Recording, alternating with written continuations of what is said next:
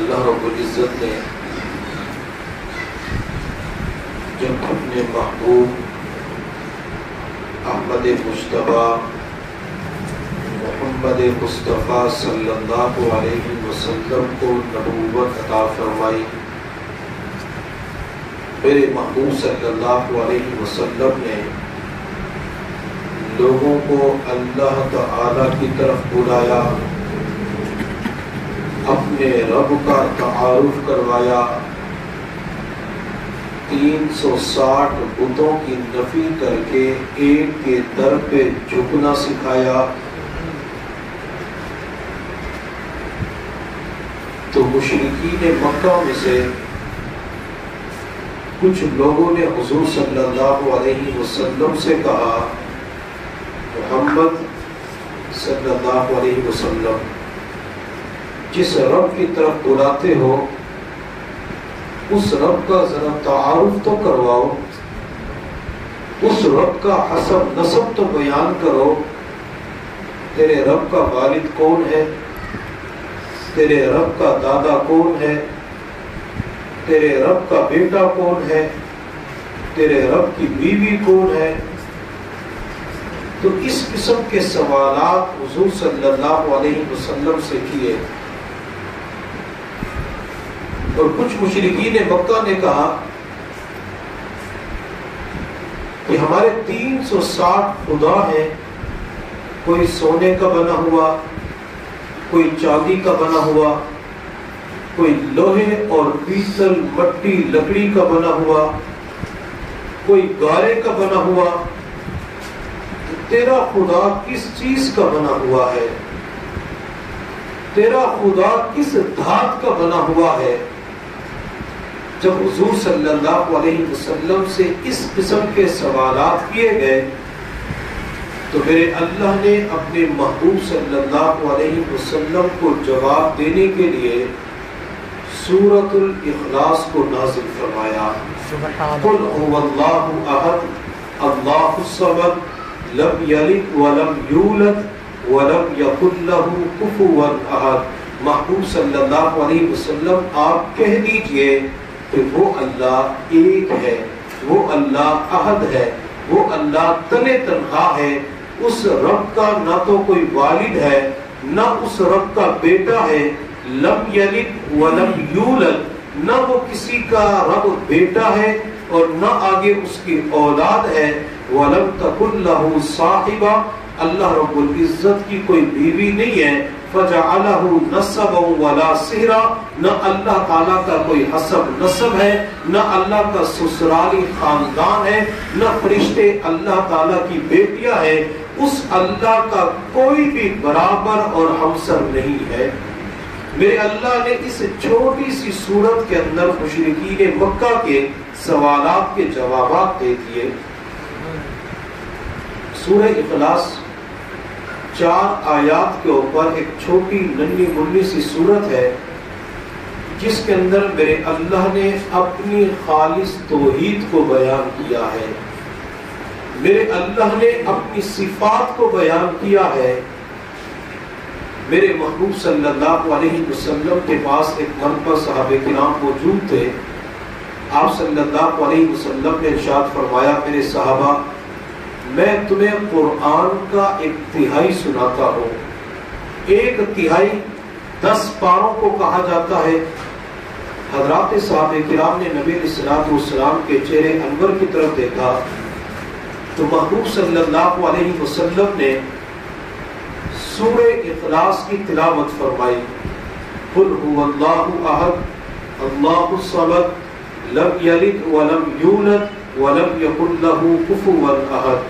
سورت کی تلاوت فرمانے کے بعد نبی علیہ السلام اپنے حجرے کے اندر تشریف لے گئے، اور جب کافی دیر کے بعد حضرات صحابہ کرام کے قریب آئے، حضرات صحابہ کرام نے عرض کیا، یا رسول اللہ صلی اللہ علیہ وسلم آپ نے اعلان فرمایا تھا کہ میں تمہیں قرآن کا 1/3 سناتا ہوں، آپ نے صرف ایک چھوٹی سی سورت کی تلاوت فرمائی، یہ تو قرآن کا 1/3 نہ ہوا۔ میرے محبوب صلی اللہ علیہ وسلم نے ارشاد فرمایا، میرے صحابہ جب کوئی بندہ سورہ اخلاص کی تلاوت کرتا ہے اللہ تعالیٰ 10 پاروں کی تلاوت کا اجر عطا فرما دیتی ہے۔ سورہ اخلاص کا ایک مرتبہ پڑھ لینا قرآن کے 1/3 کے برابر ہے۔ اگر ایک مرتبہ بندہ سورت کو پڑھ لے اللہ 10 پاروں کی تلاوت کا اجر عطا فرماتے ہیں۔ بندہ 3 مرتبہ اس سورت کو پڑھ لے اللہ تعالیٰ پورے قرآن کا بندے کو ثواب عطا فرما دیتی ہے۔ ہمارے اعزاء اقرباء میں سے، والدین میں سے، دوست احباب میں سے کوئی بندہ دنیا سے چلا جاتا ہے، ہم اس کے لیے سورہ یاسین پڑھ کے ایصال ثواب نہیں کر سکتے، کوئی بات نہیں۔ ہم ان کے لیے سورہ ملک، سورۃ الواقعہ پڑھ کے ایصال ثواب نہیں کر سکتے، کوئی بات نہیں۔ ہم ان کے لیے ایک پارہ پڑھ کے ایصال ثواب نہیں کر سکتے، کوئی بات نہیں۔ اگر کوئی بندہ 3 مرتبہ سورہ اخلاص پڑھ کے اپنے مرنے والوں کو ایصال ثواب کر دے اللہ پورے قرآن کا ثواب ان مردوں کو پہنچا دیتی ہے۔ اس لیے میں تمام حضرات اور تمام خواتین سے درخواست کروں گا کہ اپنے مرنے والوں کے لیے روزانہ ایصال ثواب کیا کریں۔ مرنے والے ہماری طرف سے ایصال ثواب کے منتظر ہوتے ہیں، ماں انتظار میں ہوتی ہے کہ میرا بیٹا کس وقت ایصال ثواب کرے گا، خاوند دنیا سے چلا جاتا ہے تو انتظار میں ہوتا ہے کہ میری بیوی میری اولاد کس وقت ایصال ثواب کرے گی، استاد شاگردوں کے انتظار میں ہوتا ہے۔ اس لیے مرنے والوں کے لیے روزانہ ایصال ثواب کیا کریں، ہو سکتا ہے کہ اللہ ایصال ثواب کی برکت سے مرنے والوں کی مغفرت فرما دے۔ 5 مرتبہ اللہ تعالیٰ 1 مرتبہ ایصال ثواب پر، 1 مرتبہ دعائے مغفرت پر مرنے والے کی مغفرت کر دیتے ہیں۔ لیکن یہ جو بار بار ایصال ثواب کیا جاتا ہے اللہ تعالیٰ اس کی برکت سے مرنے والوں کے درجات کو بلند فرما دیتے ہیں۔ حضرت حسن بصری رحمۃ اللہ علیہ اللہ کے ایک نیک بزرگ گزرے ہیں، ان کے پاس ایک خاتون آئی، اس خاتون نے آ کر کہا کہ حضرت میری بیٹی کا انتقال ہو چکا ہے اور میں چاہتی ہوں کہ خواب کے اندر بیٹی سے ملاقات کرو، بیٹی کو دیکھو کس حال میں ہے۔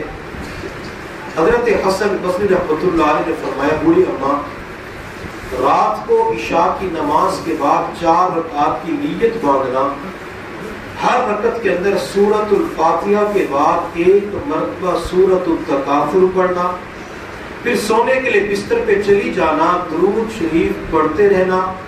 درود پڑھتے پڑھتے آپ کی آنکھیں بند ہو گئی تو اللہ جہاں مرنے والی بیٹی سے ملاقات کروائے گا اللہ وہاں درود شریف کی برکت سے مدینے والے کی زیارت کروا دے گا، اللہ دیدار مصطفیٰ کی نعمت عطا فرما دیں گے۔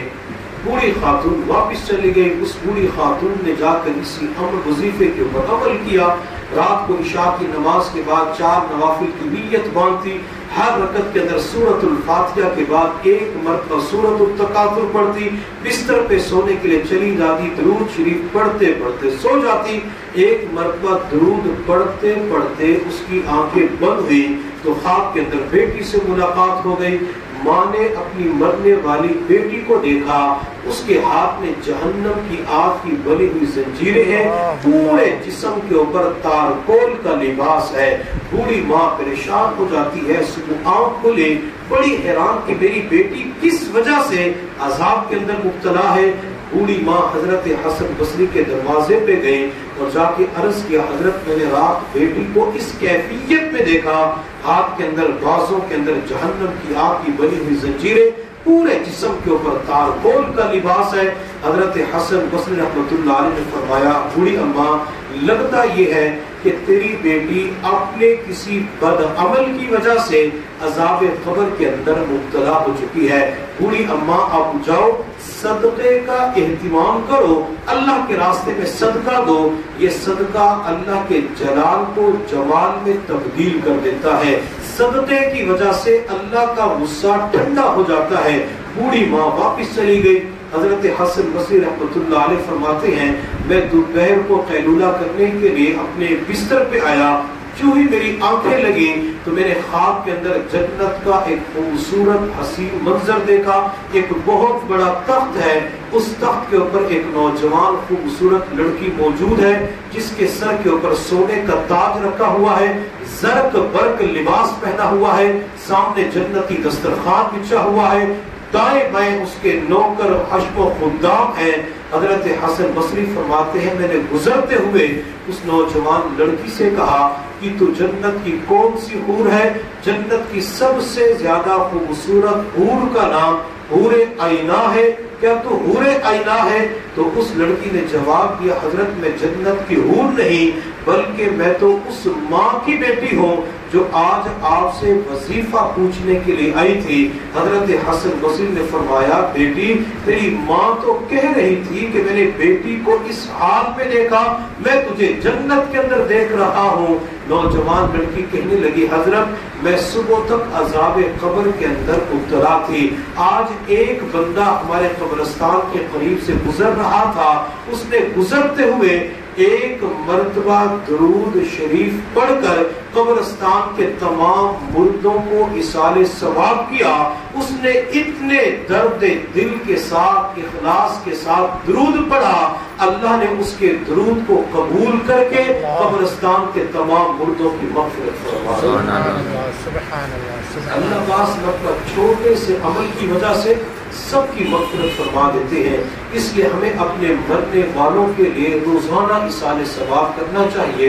روزانہ 3 مرتبہ سورہ اخلاص پڑھ کر انہیں ایصال ثواب کر دے. صرف اتنا کہہ دے اللہ اس کا ثواب فلاں کی روح کو پہنچا دے, اللہ اس کا ثواب فلاں کی روح کو پہنچا دے, تو ثواب پہنچ جاتا ہے. تو بات میں کر رہا تھا سورہ اخلاص کی فضیلت کے بارے میں.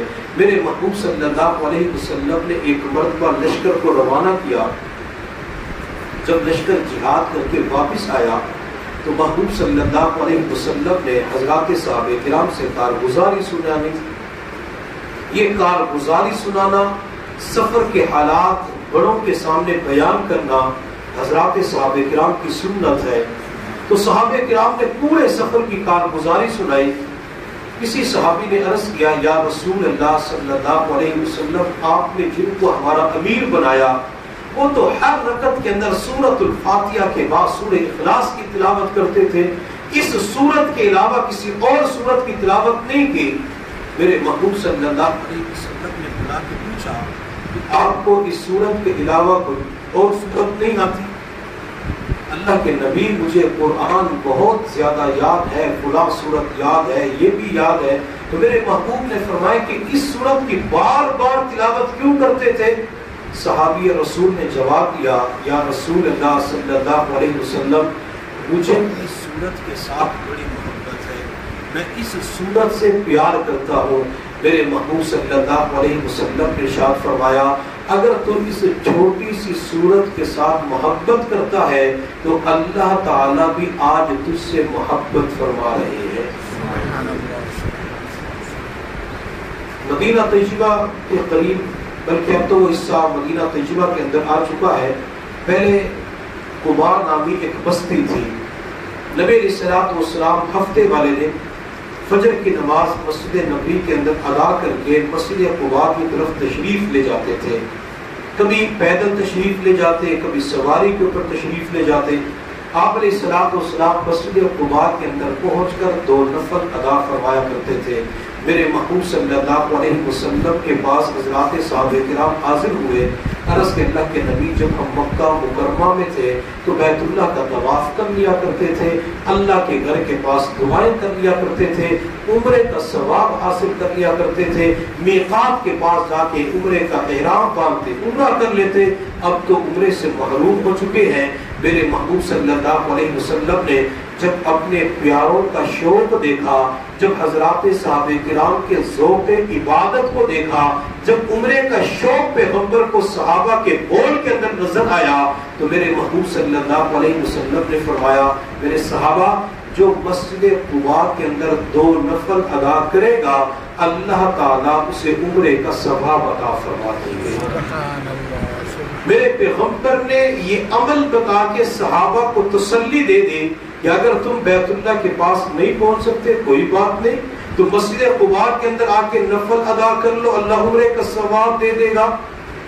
جیسا کہ حرمین شریفین کے دروازے بیرون ممالک والوں کے لیے بند کر دیے گئے، تو ہر بندہ یہ کہتے ہیں کب حرمین کے دروازے کھلیں گے تو میں عمرے کے سفر پہ جاؤں، میں بھی حج کے سفر پہ چلا جاؤں۔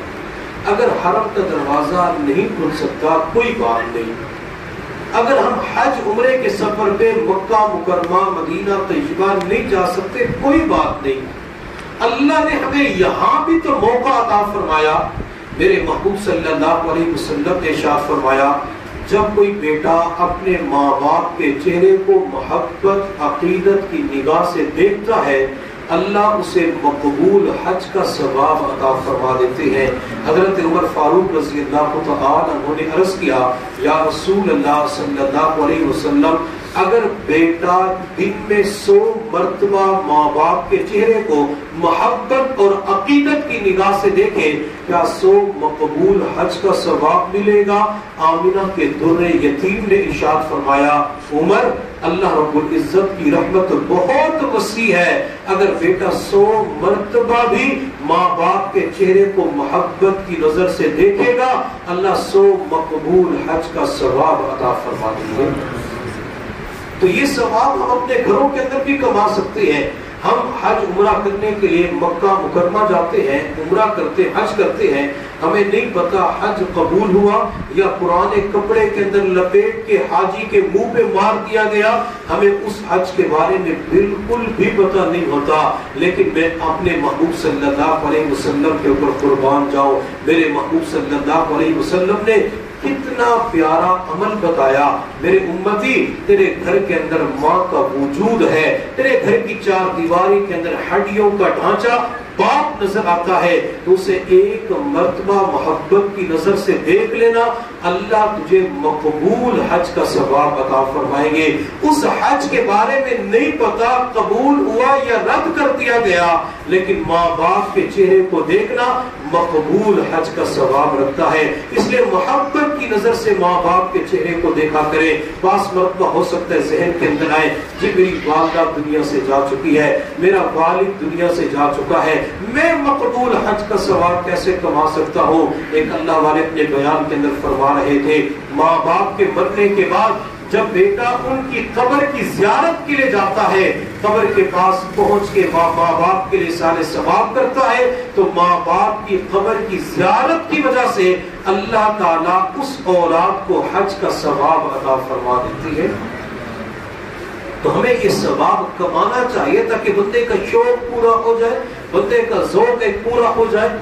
میرے محبوب صلی اللہ علیہ وسلم نے ارشاد فرمایا جو بندہ فجر کی نماز پڑھ کر اپنی جگہ پہ بیٹھا رہے، اللہ کا ذکر کرے، ذکر کے اندر مشغول رہے حتیٰ کہ آسمان کے اوپر سورج طلوع ہو جائے، سورج طلوع ہونے کے 12 13 15 منٹ کے بعد یہ بندہ اشراق کے نفل پڑھتا ہے، میرے محبوب صلی اللہ علیہ وسلم نے فرمایا اللہ تعالیٰ اشراق کے نفل پڑھنے والے کو حج اور عمرے کا ثواب عطا فرمائیں گے۔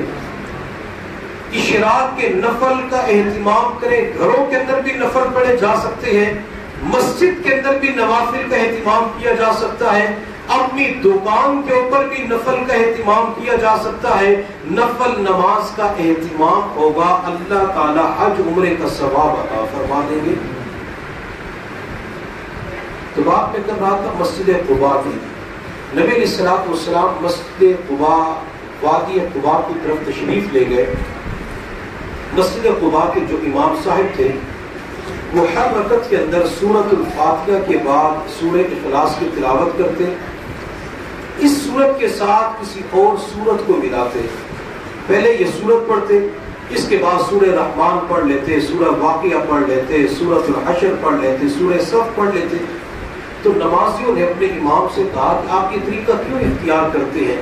آپ یا تو سورہ اخلاص پڑھ کے رکوع کر لیا کریں یا سورہ اخلاص دوسری رکعت کے اندر پڑھ لیا کریں، آپ ہر رکعت کے اندر سورہ اخلاص پھر اس کے ساتھ کوئی اور سورت ملاتے کیوں کرتے ہیں؟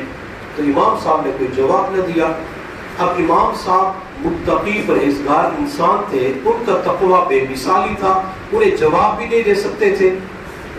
حضرت انس رضی اللہ تعالیٰ عنہ فرماتے ہیں کہ حضور صلی اللہ علیہ وسلم جب وہاں تشریف لائے تو نمازیوں نے نبی علیہ الصلوۃ والسلام کی خدمت میں اپنے امام کی شکایت کی، اللہ کے نبی ہمارا امام یوں کرتا ہے۔ میرے محبوب صلی اللہ علیہ وسلم نے امام کو بلایا اور بلا کے پوچھا کہ آپ ہر رکعت کے اندر سورہ اخلاص کیوں پڑھتے ہیں؟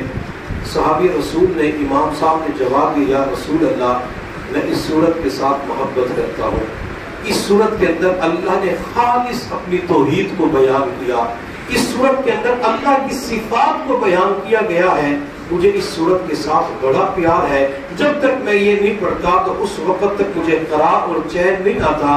میرے محبوب صلی اللہ علیہ وسلم نے فرمایا، میرے صحابی اگر تو اس صورت کے ساتھ محبت کرتا ہے تو اللہ بھی تجھ سے محبت فرماتی ہے۔ میرے محبوب صلی اللہ علیہ وسلم کا معمول یہ تھا، فجر کی سنتیں اپنے گھر میں ادا کرتے، فرضوں کے لیے مسجد نبوی کے اندر تشریف لے جاتے۔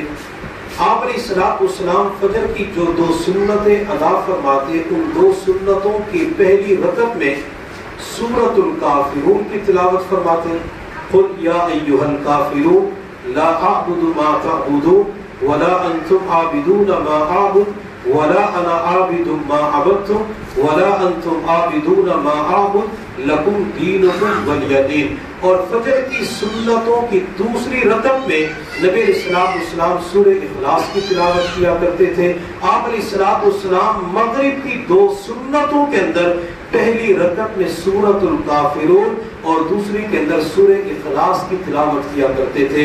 ہمیں چاہیے کہ ہم فجر کی سنتوں کے اندر اور مغرب کی سنتوں میں ان 2 سورتوں کا اہتمام ضرور کریں تاکہ نبی علیہ السلام کی اس سنت کے اوپر ہم عمل کرنے والے بن جائیں، نبی علیہ السلام کی یہ سنت زندہ ہو جائے۔ آپ علیہ السلام نے ارشاد فرمایا کہ جب میری سنت کو چھوڑا جا رہا ہو، اگر اس وقت کوئی بندہ میری سنت کو زندہ کرے گا، اللہ تعالیٰ اسے 100 شہیدوں کا اجر عطا فرمائیں گے۔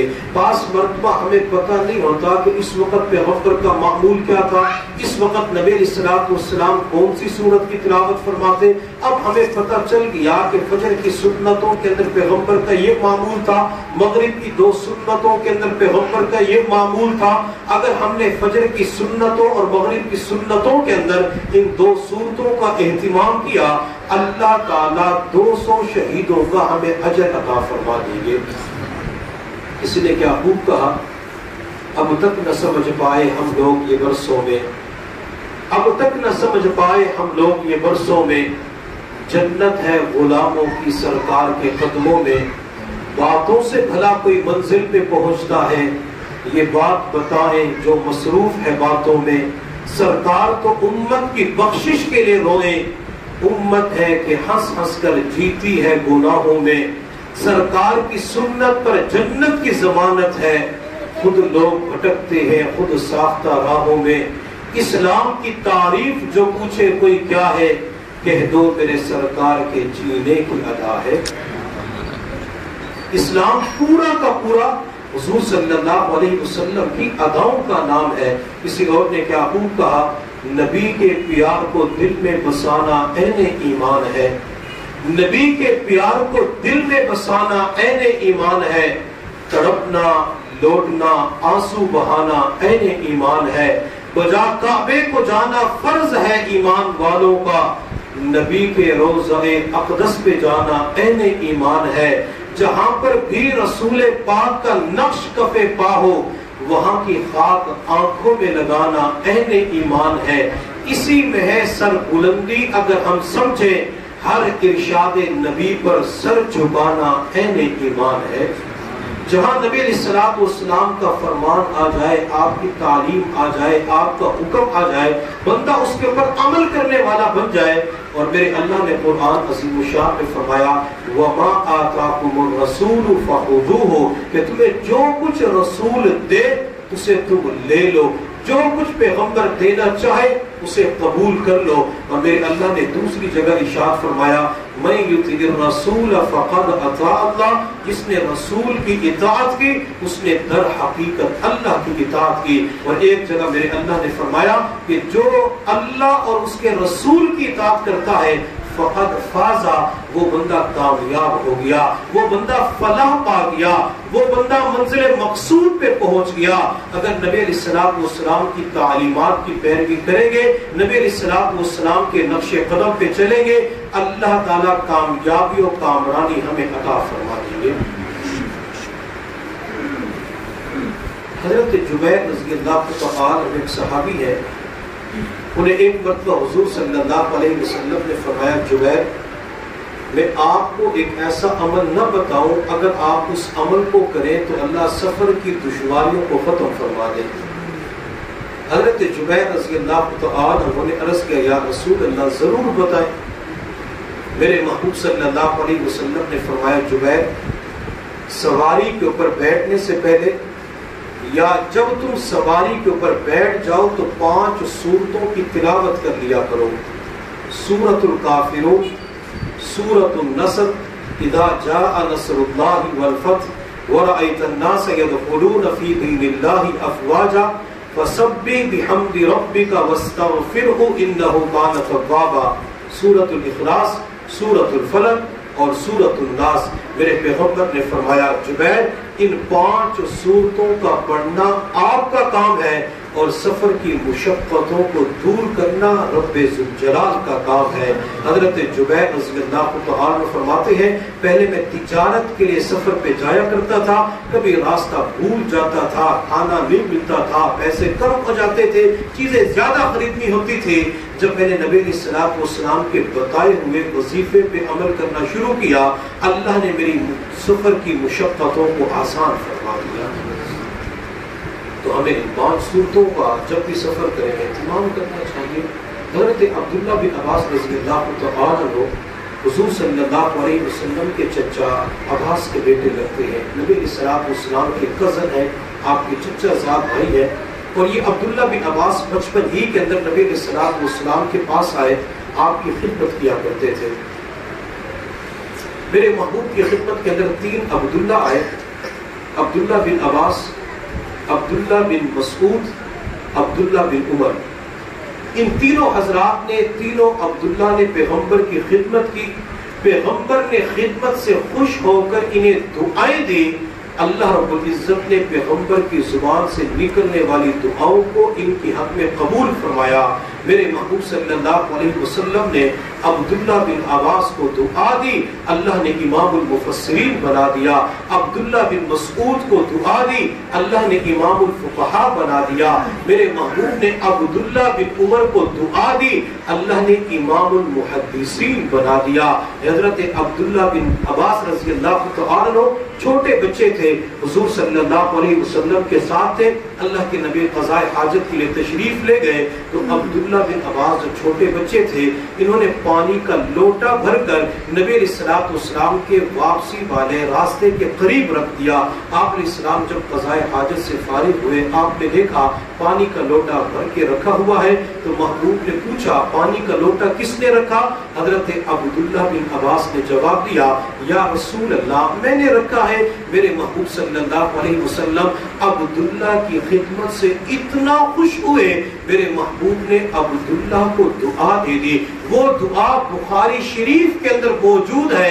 امام بخاری رحمۃ اللہ علیہ نے باقاعدہ ایک باب قائم کیا ہے اللہم علمہ الکتاب. میرے پیغمبر نے عبداللہ کو دعا دی اللہم علمہ الکتاب، اے اللہ اس بچے کو کتاب کا علم عطا فرما، اللہ اس بچے کو قرآن کا علم عطا فرما، اس بچے کو قرآن کے اسرار و رموز عطا فرما، اللہ اس بچے کو قرآن کے معارف عطا فرما، اللہ اس بچے کو قرآن عظیم الشان میں تدبر اور تفکر نصیب فرما.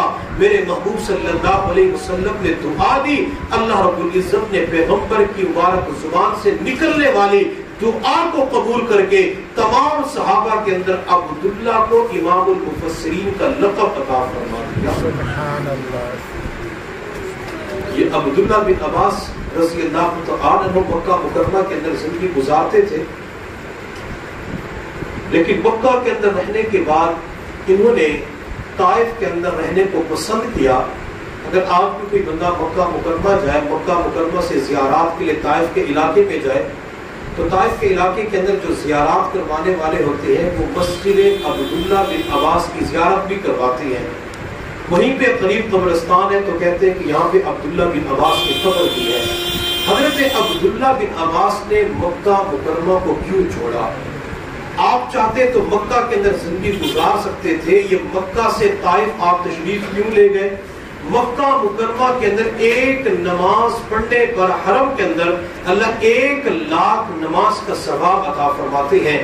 ایک مرتبہ سبحان اللہ کہنے پر اللہ 1,00,000 سبحان اللہ کا ثواب عطا فرماتے ہیں۔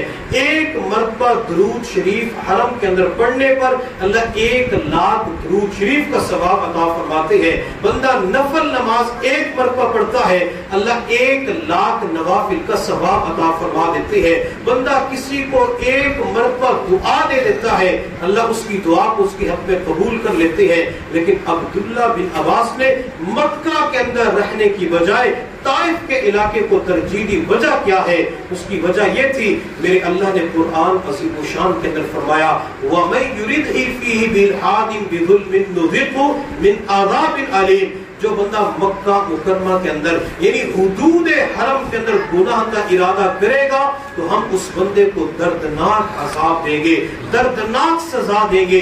حضرت عبداللہ بن عباس نے دیکھا نماز پڑھنے پر 1,00,000 نماز کا ثواب ملتا ہے، لیکن حدود حرم کے اندر اگر بندہ گناہ کا ارادہ کر لیتا ہے اللہ فرماتے ہیں کہ میں اسے بھی سزا دوں گا۔ حضرت عبداللہ بن عباس اس سے ڈرتے ہوئے مکہ کو چھوڑ کر طائف تشریف لے جاتے ہیں۔ لوگ جاتے تھے حج عمرہ کرنے کے لیے، لیکن نماز پڑھنے کے لیے بیت اللہ کے پاس جانے کی توفیق نہیں ملتی تھی۔ میں نے اپنی گناہگار آنکھوں سے ایک نوجوان کو بیت اللہ کے بالکل سامنے سیڑھیوں کے اوپر تہجد کے وقت میں 2، 2:30 یا 3 بجے کا وقت تھا، بیت اللہ سامنے موجود ہے، تہجد کا وقت ہے، قبولیت کے لمحات ہیں، رحمتیں برس رہی ہیں، لوگ طواف کر رہے ہیں، مانگنے والوں کا رش لگا ہوا ہے، اللہ سے دعائیں قبول کروا رہے ہیں۔ وہ نوجوان بیت اللہ کے سامنے جو سیڑھی ہے جس سے بندہ نیچے مطاف کے اندر آتا ہے یا اوپر والے حصے کے اندر جاتا ہے، وہ نوجوان تہجد کے وقت اپنے موبائل پہ گیم کھیل رہا تھا۔ بیت اللہ کے سامنے ہوتے ہوئے انسان یوں غفلت کے اندر مبتلا ہے۔ یہ اللہ بندے کو نیکیوں سے اعمال سے محروم کر دیتے ہیں، پھر کہتے ہیں اعمال کے اندر دل نہیں لگتا۔ اگر بندہ وہاں جا کے گناہ کا ارادہ بھی کر لے تو اللہ کہتے ہیں دردناک عذاب دوں گا، دردناک سزا دوں گا۔ اور اگر کوئی بندہ حدود حرم کے اندر گناہ کر لیتا ہے تو پھر اللہ کی کتنی بڑی پکڑ آ سکتی ہے۔ اس لیے ہمیں چاہیے کہ ہم اپنے آپ کو جہاں گناہوں سے بچاتے ہیں وہاں گناہوں کے ارادوں سے بھی بچایا کریں۔ بعض مرتبہ انسان کہتے ہیں میرے پاس یہ ہوتا تو میں بھی عیاشی کر لیتا، میرے پاس یہ ہوتا تو ہم بھی بیرون ملک کھیلنے کے لیے اور وہاں پہ سیر کرنے کے لیے عیاشیاں کرنے کے لیے چلے جاتے۔ بندہ صرف ارادہ کرتا ہے، اس ارادے کے اوپر بھی بندے کے لیے گناہ لکھ دیا جاتا ہے۔ اس لیے کبھی بھی جان بوجھ کے گناہوں کا ارادہ نہ کیا کریں۔ اگر کبھی گناہ کا ارادہ آ جاتا ہے اللہ کی بارگاہ میں توبہ کر لیا کریں، استغفار کر لیا کریں، اللہ مجھ سے یہ گناہ ہو گیا، اللہ مجھے معاف فرما، اللہ میں یہ گناہ نہیں کروں گا۔ اللہ خیال آیا میں جان بوجھ کے لے کے آیا، بندہ توبہ کر لیتا ہے، اللہ تعالیٰ اس گناہ کو معاف فرما دیتے ہیں۔ حضرت عبداللہ بن عباس رضی اللہ تعالی عنہ فرمایا کرتے تھے جو بندہ سواری کے اوپر بیٹھ کر قرآن عظیم الشان کی 3 آیات کو پڑھے گا اللہ تعالیٰ اس کی جان، اس کے مال، اس کی سواری کی حفاظت فرمائیں گے۔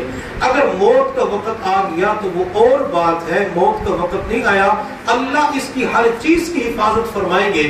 اس دور کے اندر والخیل والبغال والحمیر لترکبوها وزینا، یہ خچر کے اوپر سواری کی جاتی تھی، گھوڑے کے اوپر سواری کی جاتی تھی، اونٹ کے اوپر، گدھے کے اوپر سواری کی جاتی تھی.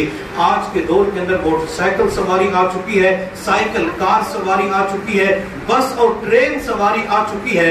حضرت عبداللہ بن عباس فرماتے تھے جو 3 آیات کو پڑھے گا اللہ اس کی ہر چیز کی حفاظت فرمائیں گے. عبداللہ بن عباس ایک جملہ کہا کرتے تھے، ان 3 آیات کو پڑھنے کے بعد اگر کسی بندے کی سواری کا نقصان ہو جائے، مال کا نقصان ہو جائے، تو قیامت کے دن وہ عبداللہ بن عباس کے گریبان کو پکڑ لے.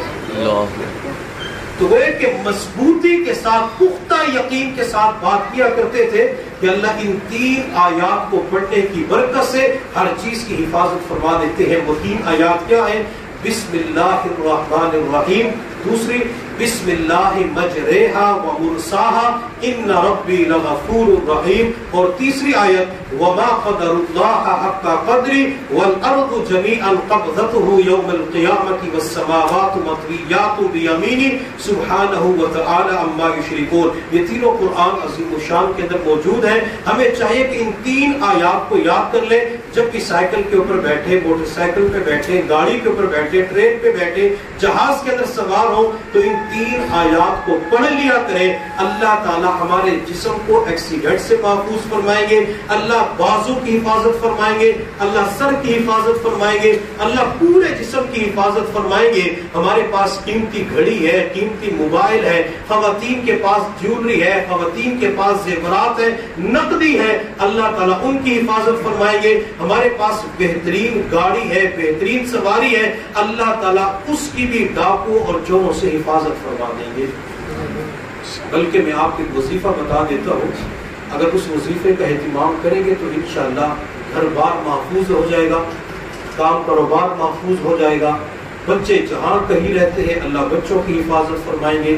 کس نے کوئی فیکٹری بنائی ہوئی ہے، مل بنائی ہوئی ہے، کیٹل فارم بنایا ہوا ہے، اگر اس کا تصور کے اندر لا کے عمل کر لیا جائے اللہ ان کی حفاظت فرما دیتے ہیں. اور یہ وظیفہ میرے حضرت کے جو شیخ تھے مرشد عالم خواجہ غلام حبیب رحمۃ اللہ علیہ، انہوں نے حضرت کو تہجد کے وقت میں بتایا تھا.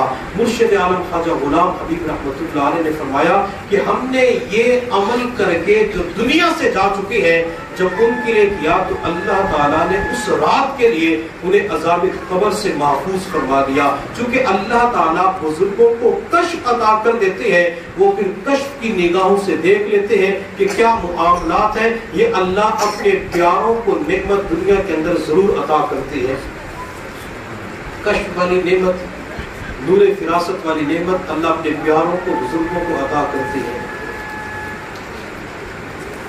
حضرت عمر فاروق رضی اللہ تعالی عنہ کی خلافت کا دور تھا. حضرت علی رضی اللہ تعالی عنہ فرماتے ہیں میں نے خواب دیکھا حضور صلی اللہ علیہ وسلم فجر کی نماز پڑھانے کے لیے تشریف لائے. پیغمبر نے مصلی کے اوپر کھڑے ہو کر فجر کی نماز میں مخصوص صورتوں کی تلاوت فرمائی. نماز مکمل ہونے کے بعد نبی السلام والسلام مقتدیوں کی طرف رخ انور کر کے بیٹھ گئے. تھوڑی دیر کے بعد ایک عورت دروازے سے اندر داخل ہوئی، اس کے ہاتھ میں کھجوروں کی پلیٹ تھی. نبی علیہ الصلوۃ والسلام کو ہدیہ کر دیا. حضرت علی رضی اللہ تعالیٰ فرماتے میں خواب کے اندر دیکھ رہا تھا نبی علیہ الصلوۃ والسلام نے اس پلیٹ کو بائیں ہاتھ میں پکڑا، دائیں ہاتھ سے کھجور اٹھائی اور مجھے بھی فرمایا کہ علی یہ کھجور اٹھا لو. حضرت علی رضی اللہ تعالیٰ فرماتے ہیں کہ میں نے اس کھجور کو منہ میں رکھا، چبانا شروع کیا. مجھے اتنا مزہ آیا، اتنا مزہ آیا کہ میری آنکھ کھل جاتی ہے. میں بڑا پریشان ہو گیا کہ پیغمبر کے ہاتھوں کھجوریں کھا رہا تھا. تہجد کا وقت تھا، میں نے نفل ادا کیے. نفل ادا کرنے کے بعد فجر کی نماز کے لیے میں مسجد نبی کی طرف چلا گیا. مجھے امام کے بالکل پیچھے نماز پڑھنے کی جگہ ملی.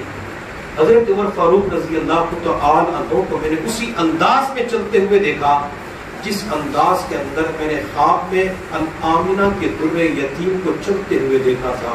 حضرت عمر مصلی نبی کے اوپر آئے اور مصلی نبی کے اوپر کھڑے ہو کر فجر کی نماز میں انہی صورتوں کی تلاوت کی جو میں نے خواب کے اندر نبی علیہ السلام کی مبارک زبان سے سنے تھے۔ حضرت عمر جب نماز پڑھ کے فارغ ہوئے تو لوگوں کی طرف رخ کر کے بیٹھ گئے۔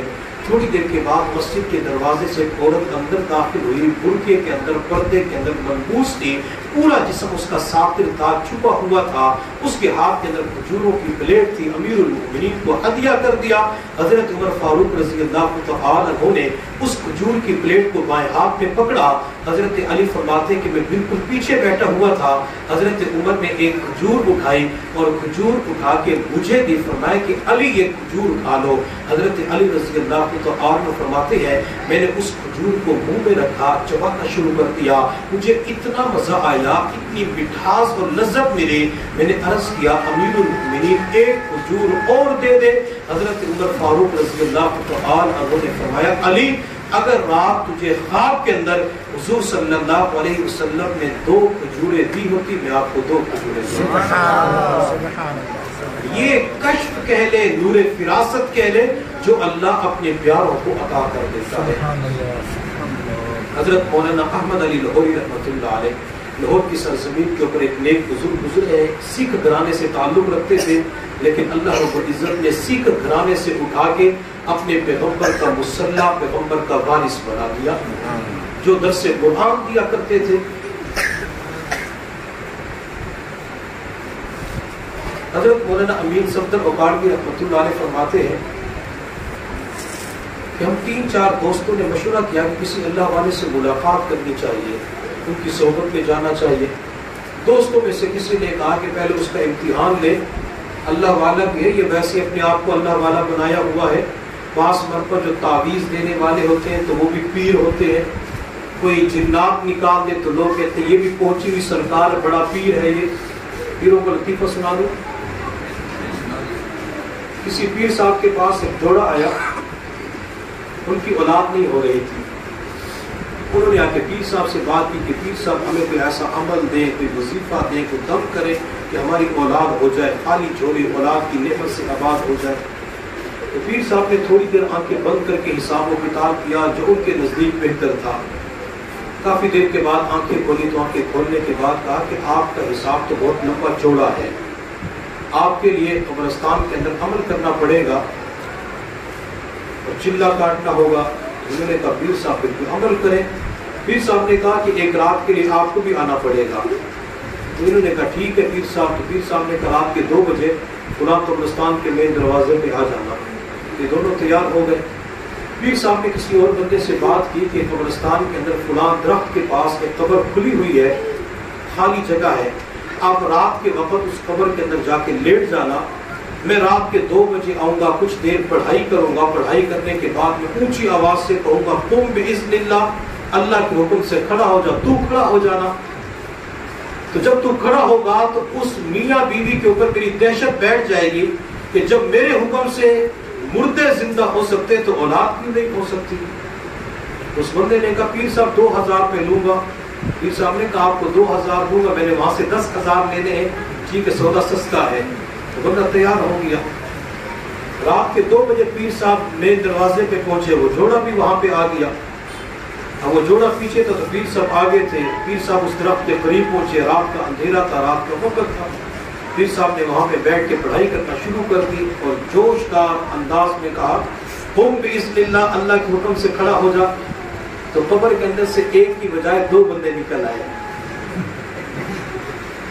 تو جب 2 بندے قبر کے اندر سے نکلے تو اس جوڑے نے دوڑ تو لگانی تھی، پیر صاحب نے بھی دوڑ لگا دی۔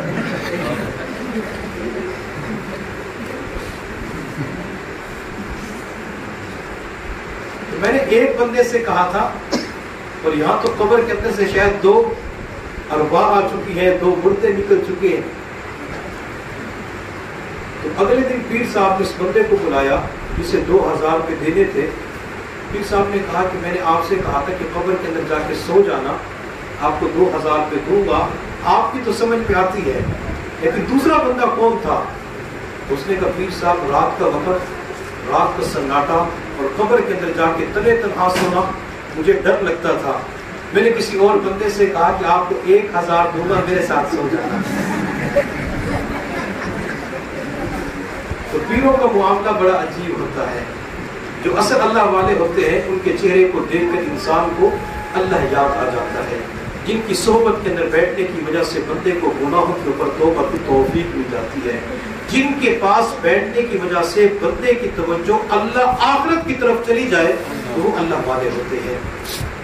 تو مولانا امین صاحب اوقات رحمۃ اللہ علیہ فرماتے ہیں کہ ہم نے کہا کہ پہلے اس کا امتحان لیتے ہیں۔ امتحان لینے کے لیے ہم نے کہیں سے سود کے پیسے حاصل کیے، سود کے پیسوں سے سیب خریدے، حلال کے پیسوں سے سیب خریدے، ان دونوں کو جمع کر کے تھیلے کے اندر بند کر کے ہم حضرت لاہوری رحمۃ اللہ علیہ کی خدمت کے اندر صحبت کے اندر پہنچے۔ مصافحہ کرنے کے بعد میں نے آگے بڑھ کر وہ سیب کا تھیلا ہدیہ کے طور پہ پیش کیا تو حضرت نے اسی وقت اس تھیلے کو کھولا، سیب نکالنے شروع کر دیے، کچھ سیب اپنے دائیں طرف رکھے اور کچھ سیب اپنے بائیں طرف رکھے۔ حضرت اوقات رحمۃ اللہ علیہ فرماتے ہیں کہ حضرت لاہوری نے میری طرف دیکھ کے کہا کہ میرے بھائی یہ سیب حلال کے پیسوں کے ہیں اور یہ سیب حرام کے پیسوں کے ہیں۔ حضرت اوقات رحمۃ اللہ علیہ فرماتے ہیں کہ میں حضرت لاہوری کے کشف اور نور فراست کے اوپر اتنا حیران ہوا کہ ایک لمحے کے اندر بتا دیا کہ یہ حلال کی چیز ہے، یہ حرام کی چیز ہے۔ تو میں نے عرض کیا کہ حضرت مجھے بیعت کر لیجئے، میرے ساتھی بھی آپ کے پروگرام کی صف میں شامل ہونا چاہتے ہیں۔ حضرت لاہوری رحمۃ اللہ علیہ نے فرمایا کہ تم میرے امتحان لینے کے لیے آئے تھے، تمہارا امتحان ہو چکا ہے، واپس چلے جاؤ۔ فرماتے ہم نے منت سماجت کی، خدا کے لیے پلیز ہمیں بیعت کرنے کا کہ نہیں، امتحان لینے کے لیے آئے تھے، امتحان ہو چکے، واپس چلے جاؤ۔ حضرت اوقاڑی فرماتے کہ ہم وہاں سے ریلوے اسٹیشن پہنچے تو میرے باقی دوست کہنے لگے بڑا عجیب پیر ہے، ہم بیعت ہونے کی درخواست کر رہے تھے، بیعت نہیں کر رہے۔ میرے دوست تو واپس چلے گئے، لیکن میں نے کہا کہ جب تک کہ اللہ والے سے بیعت نہیں ہو جاتا واپس نہیں جاؤں گا۔ میں ریلوے اسٹیشن سے پھر خانقاہ کی طرف گیا، جب خانقاہ کے اندر داخل ہوا میں نے عرض کیا حضرت اب تو بیعت کر لیجئے۔ حضرت لاہوری رحمۃ اللہ علیہ نے چہرے کی طرف دیکھ کے کہا ہاں میرے بھائی اب آپ ریلوے اسٹیشن سے یہاں تک بیعت ہونے کے لیے آئے ہیں۔ یہ اللہ اپنے پیاروں کو نور فراست عطا فرما دیتے ہیں، اللہ کشف کی نعمت بندوں کو عطا کر دیتے ہیں۔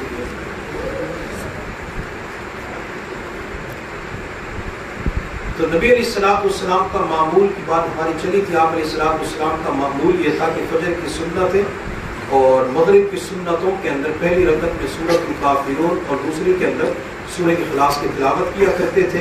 نبی علیہ السلام نے پھر سفر کا وظیفہ حضرت جبیر رضی اللہ تعالیٰ عنہ کو بتایا کہ 5 سورتیں پڑھ لیا کرو، اور بات میں نے یہ بھی شروع کی تھی کہ ہمارے حضرت جی دامت برکاتہم عالیہ نے ایک عمل بتایا، اگر وہ عمل ہم روزانہ کریں گے تو اللہ ہمارے گھر بار دوبار کی حفاظت فرما دیں گے۔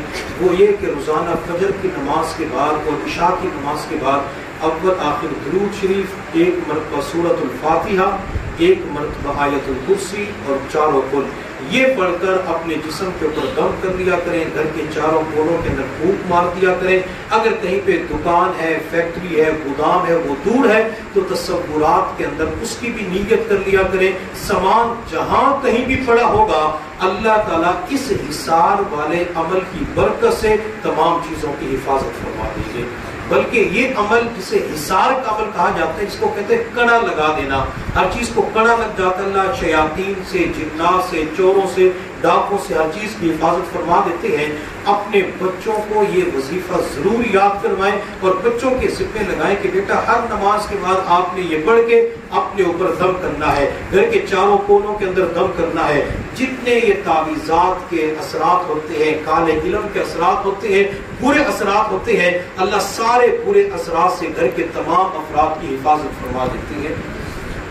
سورۃ الاخلاص 4 آیات کے اوپر مشتمل ایک چھوٹی سی سورت ہے۔ سورہ اخلاص کی پہلی آیت کے اندر میرے اللہ نے فرمایا قل هو اللہ احد، کہہ دیجئے کہ وہ اللہ ایک ہے، اللہ الصمد، اللہ بے نیاز ہے۔ بعض مرتبہ اللہ رب العزت کی ذات کے بارے میں سوشل میڈیا کے اوپر، نیٹ کے اوپر، بیانات کے ذریعے، لیکچر کے ذریعے شکوک و شبہات پیدا کر دیے جاتے ہیں، اور بعض ایسے لوگ بھی ہوتے ہیں جو مسلمان گھرانے کے اندر پیدا ہونے والے لیکن اللہ کے وجود کے منکر بن جاتے ہیں، نعوذ باللہ، کہتے ہیں اللہ نہیں ہے۔ آپ حضرات نے بھی لوگوں کی زبان سے سنا ہوگا، بعض مرتبہ لوگ کہہ دیتے ہیں یہ کائنات کسی نے نہیں بنائی، کائنات خود بخود وجود کے اندر آئی، کائنات کے اندر ایک دھماکہ ہوا تھا۔ دھماکہ ہونے کے بعد پھر یہ انسان بن گئے، یہ سورج چاند ستارے ساری چیزیں بن گئی، اسی طرح آخر کے اندر ایک دھماکہ ہوگا۔ ہمیں چاہیے کہ ہم بچپن ہی کے اندر سے اپنی اولاد کا اللہ کی ذات کے اوپر یقین بنائیں۔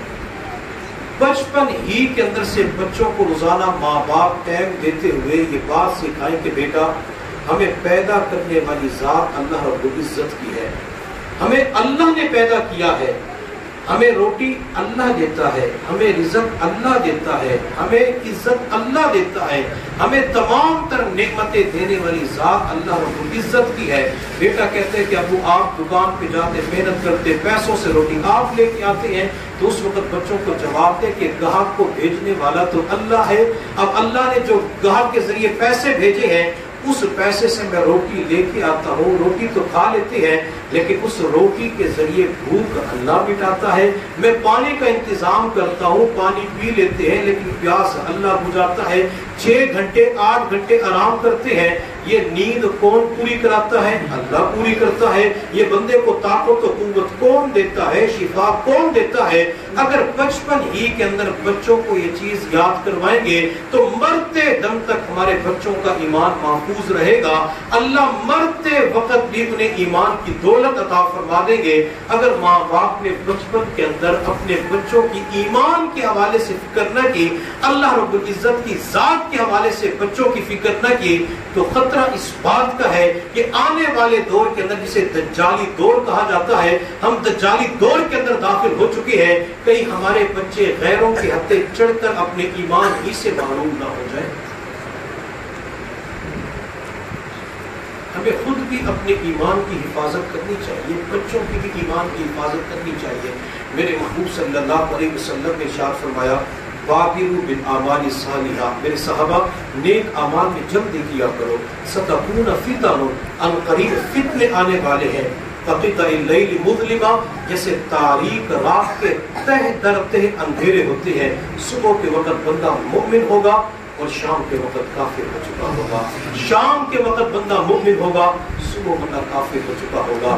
میرے محبوب صلی اللہ علیہ وسلم نے یہ پیشن گوئی آج سے 14 صدیاں قبل ارشاد فرمائی تھی، اور آج ہم کھلی آنکھوں کے ساتھ دیکھتے ہیں بندہ صبح سویرے ایمان کی دولت کے ساتھ اپنے گھر سے نکلتا ہے، شام کے وقت واپس لوٹ رہا ہوتا ہے، کسی شیطان ڈاکو کے ہاتھے چڑھ جاتا ہے، وہ بندے کو ایمان سے محروم کر چکا ہوتا ہے۔ ہمارے اکابرین اپنے ایمان کے بارے میں فکر مند ہوا کرتے تھے۔ ایک صحابی رضی اللہ تعالیٰ عنہ زار و قطار رو رہے تھے تو کسی نے کہا کہ آپ کیوں رو رہے ہیں، آپ سے کوئی گناہ کبیرہ ہو گیا؟ صحابی رضی اللہ تعالیٰ عنہ کے سامنے گندم کا دانہ پڑا ہوا تھا، اس دانے کو اٹھا کے فرمایا میری زندگی کے گناہ اس دانے کے برابر بھی نہیں ہے، اچھا پھر آپ کیوں روتے ہیں؟ صحابی رضی اللہ تعالیٰ عنہ نے جواب دیا میں اس بات پہ رو رہا ہوں کہ آخری وقت کے اندر میرے ایمان کا کیا بنے گا، کون مقبول ہے کون مردود ہے، کون مقبول ہے کون مردود ہے، بے خبر کیا خبر تجھ کو کیا کون ہے، جب تلیں گے عمل سب کے میزان پر تب کھلے گا کہ کھوٹا کھرا کون ہے۔ امام اعظم ابو حنیفہ رحمۃ اللہ علیہ کے دور کے اندر ایک شخص اللہ کے وجود کا منکر تھا اور اس نے لوگوں کو کسی چیز کی طرف قائل کرنا شروع کر دیا۔ میں چند دن پہلے کسی سائنسدان کے بارے میں پڑھ رہا تھا، اس کا نام تھا آنسٹالن۔ تو یہ اللہ کے وجود کا منکر تھا اور اس نے اپنے نظریات کے حوالے سے بہت بڑی جماعت تیار کی ہوئی تھی۔ اس کا پورا گروہ اللہ کے وجود کو نہیں مانتا تھا، قیامت کا منکر، دوزخ کا منکر، صراط کا منکر، عذاب قبر کا منکر۔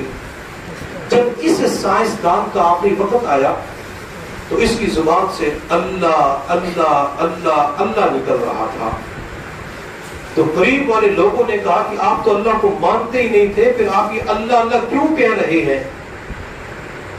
تو وہ سائنسدان کہنے لگا کہ جب میں کسی اور چیز کا نام لیتا ہوں تو مجھے سکون نہیں ملتا، اس نام لینے پر مجھے اندر کا سکون مل جاتا ہے۔ وہ سائنسدان جس نے پوری زندگی اللہ کے وجود کا انکار کیا، آخری وقت کے اندر اگر سکون مل رہا تھا تو اللہ کے نام کی وجہ سے سکون مل رہا تھا. آپ حضرات کو شاید ایک شعر یاد ہوگا, بارہا سنا ہوگا, نہ دنیا سے نہ دولت سے نہ گھر آباد کرنے سے, نہ دنیا سے نہ دولت سے نہ گھر آباد کرنے سے, تسلی دل کو ہوتی ہے خدا کو یاد کرنے سے. اگر وہ بار بار اللہ کا نام لیتے, اندر کا سکون اللہ عطا کر دیتے ہیں. اور جو ایمان والا بار بار اپنے رب کو یاد کرے گا, الا بذکر اللہ تطمئن القلوب, اللہ اسے من اندر کا سکون ضرور عطا کریں گے. بلکہ میں یہاں پہ ایک جملہ کہوں گا, اس جملے کو دل کی تختی کے اوپر نقش کر لیجئے. جو اپنے رب کو بار بار یاد کرے گا, اللہ تعالیٰ اسے ٹینشن فری زندگی عطا کر دے گا. الا ان اولیاء اللہ لا خوف علیہم ولا هم یحزنون, جو اللہ والے اللہ کو یاد کرنے والے ہوتے ہیں, نہ ان کے اوپر کوئی خوف ہوتا ہے, نہ کوئی حزن ہوتا ہے, غم ہوتا ہے. کبھی غم آ بھی جاتے تو باہر رہتے ہیں, اندر کی دنیا کے اندر وہ غم وہ خوف داخل نہیں ہو سکتے. تو ہمیں بار بار اپنے رب کو یاد کرنا چاہیے اور اپنے رب کے بارے میں اچھا گمان رکھنا چاہیے. لوگ بعض مرتبہ کیا کہتے ہیں, اللہ نے میرے ساتھ ہی ایسا کرنا تھا, اللہ کو میں ہی ملا تھا, اللہ نے بیماریاں مجھے ہی دینی تھی, اللہ نے میرے ہی بچوں کو بیماری کے اندر مبتلا کرنا تھا, اللہ نے کچہریوں عدالتوں تھانوں کے چکر میرے ہی لگوانے تھے. اللہ کو بیچ میں لے کے آتے ہیں. بعض مرتبہ سوچ کے اندر فرق ہو جاتا. میرے پاس چند ہفتے پہلے کسی کا فون آیا, تو میں نے سلام کا جواب دیا یا خود سلام کیا. تو میں نے سلام جواب کرنے کے بعد کہا خیریت سے ہے, تو آگے سے کہا خیریت ہمارے ہاں کہاں آ سکتی ہے. مجھے اس جملے کے اوپر اتنا دکھ ہوا, اتنا افسوس ہوا کہ میں اس دکھ کو اپنے الفاظ کے اندر بیان نہیں کر سکتا. میں اس گھرانے کو اچھی طرح جانتا ہوں. اللہ رب العزت نے بہترین شاندار بنگلہ دیا ہوا ہے, بچوں کو ملازمت دی ہوئی ہے, اللہ نے بہترین کاروبار دیا ہوا ہے, لیکن اس کے باوجود ناشکری, اس کے باوجود اللہ کے بارے میں کیسے عجیب الفاظ کہ خیریت ہمارے پاس کہاں آ سکتی ہے. حدیث قدسی یاد رکھیے, بات کو سمجھنا آسان ہوگا. میرے محبوب صلی اللہ علیہ وسلم نے ارشاد فرمایا, انا عند ظن عبدی بی, کہ میں بندے کے ساتھ اس کے گمان کے مطابق معاملہ کرتا ہوں. جب بندے کا گمان یہ ہوتا ہے خیریت ہمارے پاس کہاں آ سکتی ہے, اللہ خیریت کو کسی اور طرف بھیج دیتے ہیں. بندے کا گمان یہ ہوتا ہے اللہ ہمیں ٹھیک نہیں کرے گا, اللہ پھر اسے زندگی بھر ٹھیک نہیں کرتے. بندے کا گمان یہ ہوتا ہے خوشیاں ہمارا مقدر کہاں بن سکتی ہے, اللہ پھر ذلت اور پستی کے گڑھے کے اندر ڈال دیتی ہے.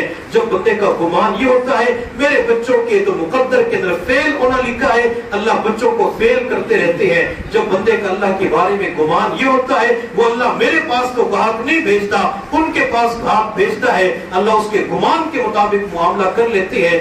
میرے اللہ کے بارے میں, میرے پیارے رب کے بارے میں, میرے 70 ماؤں سے بڑھ کے پیار کرنے والے رب ذوالجلال کے بارے میں اچھا گمان رکھا کریں. اللہ کے بارے میں اچھا گمان یہی ہونا چاہیے, اللہ مجھے رزق دے گا, اللہ مجھے کھانا دے گا, اللہ مجھے روٹی دے گا, اللہ مجھے عزت دے گا, اللہ مجھے خوشحالی دے گا, اللہ مجھے خوشیاں دے گا, اللہ تعالیٰ مجھے اپنا مکان دے گا, اللہ مجھے اپنی دکان دے گا, اللہ مجھے اپنی سواری دے گا.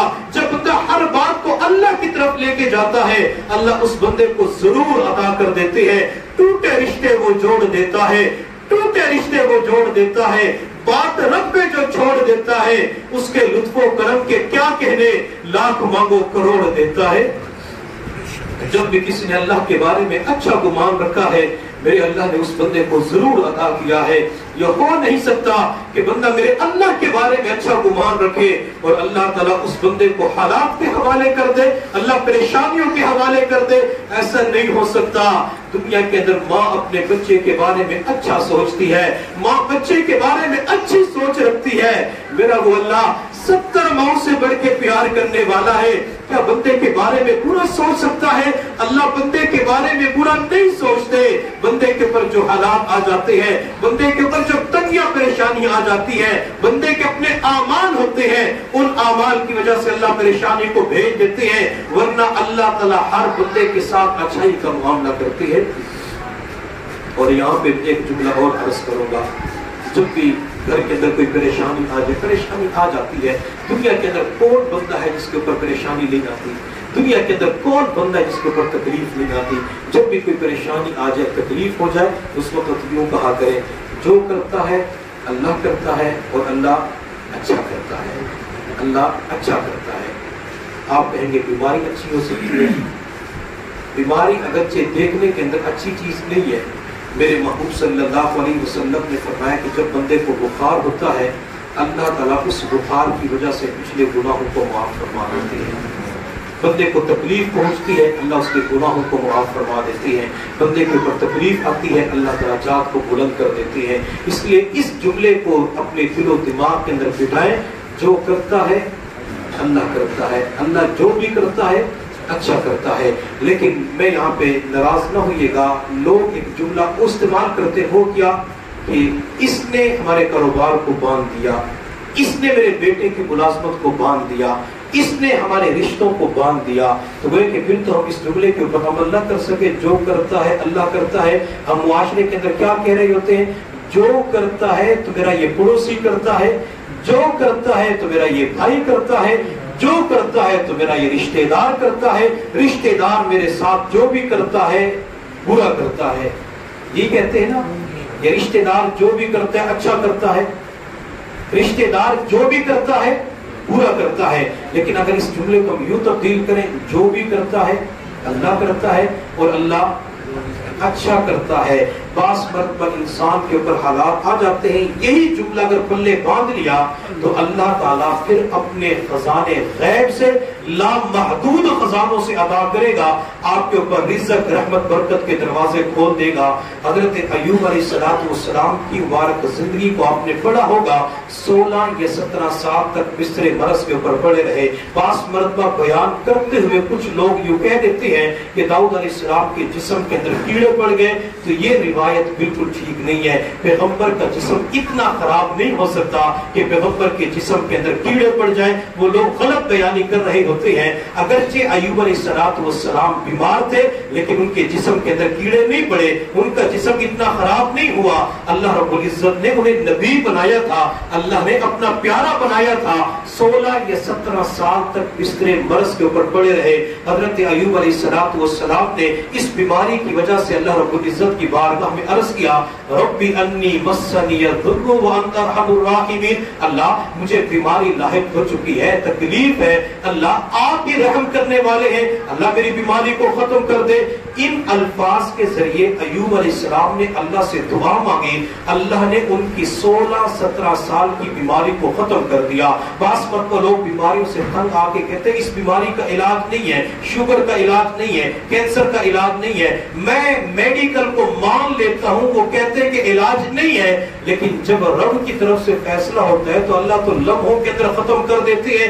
हर नमाज के बाद ला इलाज मर्ज के लिए रब्बी अन्नी मस्सनी यदुर्रु व अंता अर्हमुर राहिमीन, यही दुआ पढ़ के अल्लाह से दुआ करें, ए अल्लाह इस दुआ की बरकत से आपने अय्यूब की बीमारी को खत्म किया, अल्लाह मेरे ला इलाज मर्ज को खत्म कर दीजिए। अल्लाह मैं आजमाइश इम्तिहान के काबिल नहीं हूं, दुआ मांग के देखे, अल्लाह की जात के बारे में अच्छा गुमान हो, अल्लाह ताला इंशाअल्लाह उस बीमारी को खत्म फरमा देंगे। हजरत अय्यूब अलैहिस्सलाम को किसी ने पूछा सेहत मिलने के बाद कि अय्यूब बीमारी के अयाम अच्छे थे या सेहत के अयाम अच्छे हैं? हजरत अय्यूब अलैहिस्सलाम ने जवाब दिया, बीमारी के अयाम अच्छे थे। अय्यूब बीमारी के अयाम कैसे अच्छे हो सकते हैं? हजरत अय्यूब अलैहिस्सलाम ने जवाब दिया, जब मैं बीमार था तो अल्लाह ताला मुझसे रोजाना पूछते थे, अय्यूब तेरा क्या हाल है? अल्लाह जो रोजाना पूछते थे उनके अंदर ऐसी मिठास, ऐसी लज्जत, शरीनी थी, मैं अपनी बीमारी को भूल जाता था। शाम के वक्त अल्लाह फिर पूछते, अय्यूब तेरा क्या हाल है? मुझे अपनी बीमारी भूल जाया करती थी। तो अय्यूब अलैहिस्सलाम का अल्लाह की जात के बारे में अच्छा गुमान था कि अल्लाह जो भी करता है अच्छा करता है। अल्लाह ने उनकी बीमारी को खत्म कर दिया और अल्लाह रोजाना अपने अय्यूब और प्यारे से पूछते थे। जब हजरत अय्यूब अलैहिस्सलाम को सेहत मिली तो अल्लाह ताला ने अय्यूब को क्या नेमतें अता फरमाई। कुरान عظیم الشان اس بات کے اوپر گواہ ہے، احادیث اس بات کے اوپر گواہ ہے۔ میرے اللہ نے ایوب علیہ السلام کو جہاں صحت عطا فرمائی، اللہ نے وہاں ایوب کو مال بھی عطا فرمایا، اللہ نے ایوب کو وہاں پہ دولت بھی عطا فرمائی۔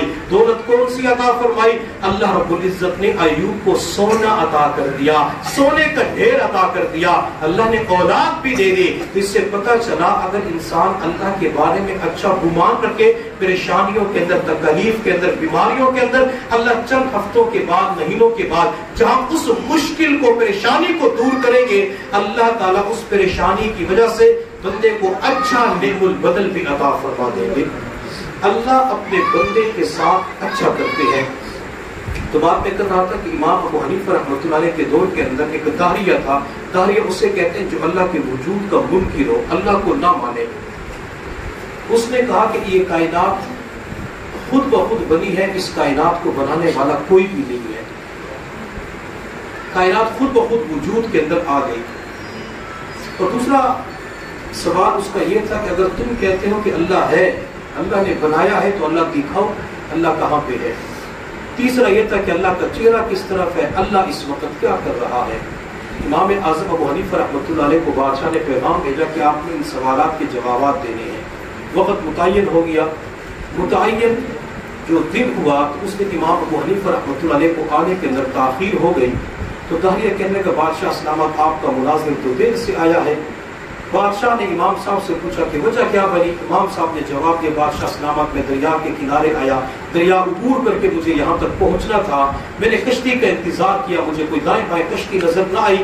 اچانک میں نے دیکھا کہ ایک درخت زمین کے اندر سے پھٹا، چیرتا ہوا میرے پاس آیا، اس کے ٹکڑے ہوئے تختے بنے، حتیٰ کہ تھوڑی دیر کے بعد ایک کشتی بن جاتی ہے۔ میں اس کشتی میں سوار ہو کے آپ کے پاس آیا، اس وجہ سے مجھے تاخیر ہو چکی ہے، میں تاخیر کی معذرت کرتا ہوں، سوری کرتا ہوں۔ داہریہ کہنے لگا بادشاہ سلامت آپ کا ملازم اتنا بڑا جھوٹا ہے کہ کشتی خود بخود بن گئی۔ امام ابو حنیفہ رحمۃ اللہ علیہ نے فرمایا وہ عقل کے پجاری، میں نے تجھے تیرے پہلے سوال کا جواب دے دیا ہے۔ وہ داہریہ کہنے لگا امام صاحب میرے سوال کا جواب کیسے دیا؟ امام ابو حنیفہ رحمۃ اللہ علیہ نے فرمایا جب تو یہ کہتا ہے کہ کشتی خود بخود نہیں بن سکتی، کشتی کا کوئی بنانے والا ہوتا ہے، تو یہ پوری کائنات خود بخود کیسے بن گئی؟ اس کائنات کا بھی کوئی نہ کوئی بنانے والا ہے اور اسے اللہ کہا جاتا ہے۔ امام صاحب نے عقلی طور پہ اسے جواب دیا۔ اس کا دوسرا سوال یہ تھا کہ اگر اللہ ہے تو دکھاؤ، اللہ کا چہرہ دکھاؤ، اللہ کی آنکھیں کیسی ہیں، اللہ کے ہونٹ کیسے ہیں، اللہ کے بازو کیسے ہیں، اللہ کے پاؤں کیسے ہیں۔ بندے کی جب مت ماری جاتی ہے تو اس قسم کے سوالات باتیں بندے کی زبان پہ آ جاتی ہے۔ امام ابو حنیفہ رحمۃ اللہ علیہ اس بندے کے قریب گئے اور جا کے زوردار تماچا مارا، تو وہ بڑا پریشان ہوا، تو کہنے بادشاہ سلامت آپ کا ملازم تو ظلم بھی کرتا ہے، یہ تو تھپڑ بھی مارتا ہے، مجھے تکلیف ہو رہی ہے، درد ہو رہا ہے۔ امام ابو حنیفہ رحمۃ اللہ علیہ نے فرمایا کہ میں نے آپ کے اس سوال کا جواب بھی دے دیا۔ تو داہریہ کہنے لگا مجھے اس سوال کا جواب کیسے ملا؟ امام صاحب نے فرمایا کہ تو کہہ رہا ہے کہ مجھے درد ہو رہا ہے، درد تو دکھا دے اللہ، میں دکھا دیتا ہوں۔ داہریہ بڑا حیران پریشان ہوا۔ تیسرا سوال یہ تھا کہ اللہ کا چہرہ کس طرف ہے؟ امام صاحب نے موم بتی منگوا کے روشن کی، تو امام صاحب نے پوچھا اس کا رخ کس طرف ہے، مشرق میں ہے، مغرب میں ہے، شمال جنوب میں، کس طرف اس کا رخ ہے؟ کہتے اس کی روشنی تو چاروں طرف ہے۔ امام صاحب نے فرمایا اللہ نور السماوات والارض، میرے اللہ کی روشنی، میرے اللہ کا رخ بھی پوری کائنات کے اندر ہے۔ چوتھا سوال یہ تھا کہ اللہ اس وقت کیا کر رہا ہے، لیٹا ہوا ہے، بیٹھا ہوا ہے، کھا رہا ہے، پی رہا ہے، کیا کر رہا ہے؟ امام صاحب نے فرمایا بادشاہ سلامت میں چونکہ تاخیر سے آیا، مجھے جوتیوں کے اندر جگہ ملی اور یہ آپ کے قریب کرسی کے اوپر بیٹھا ہوں، چونکہ وقت پہ آ چکا تھا، میری حیثیت اس وقت استاد کی ہے، اس کی حیثیت طالب علم کی ہے۔ استاد اوپر ہوتا ہے، طالب علم نیچے ہوتا ہے، اس کو یہاں بٹھائے، مجھے وہاں بٹھائیں۔ بادشاہ نے اسے جوتیوں میں کھڑا کر کے امام صاحب کو وہاں بٹھایا۔ امام صاحب نے کہا کہ میں نے آپ کے سوال کا جواب دے دیا۔ تو داہریہ کہنے لگا وہ کیسے؟ امام صاحب نے فرمایا کہ اللہ تعالیٰ اس وقت ایک ذلیل کو جوتیوں کے اندر بٹھا رہا ہے اور اپنے ماننے والے کو بادشاہ کے ساتھ کرسی پہ بٹھا رہا ہے۔ جب امام صاحب نے یہ جواب دیا تو وہ داہریہ اتنا متاثر ہوا کہ آپ نے میری اصلاح کر دی، آپ مجھے کلمہ پڑھا کے مسلمان کر دیا۔ چاہیے. تو اپنی اولاد کا اللہ کے بارے میں مضبوط یقین بنائیں, اپنا مضبوط یقین بنائیں کہ جو کرتا ہے اللہ کرتا ہے, اللہ اچھا کرتا ہے, اللہ نے اس پوری کائنات کو بنایا, پوری کائنات کے نظام کو چلا رہا ہے. اللہ رب العزت کی بارگاہ میں دعا ہے اللہ تعالی ہم سب کو اپنی ذات کے اوپر کامل اعتماد اور یقین عطا فرمائے. اللہ تعالی اس سورۃ اخلاص کو ہمیں بار بار پڑھنے کی توفیق عطا فرمائے. وآخر دعوانا ان الحمد للہ رب العالمین.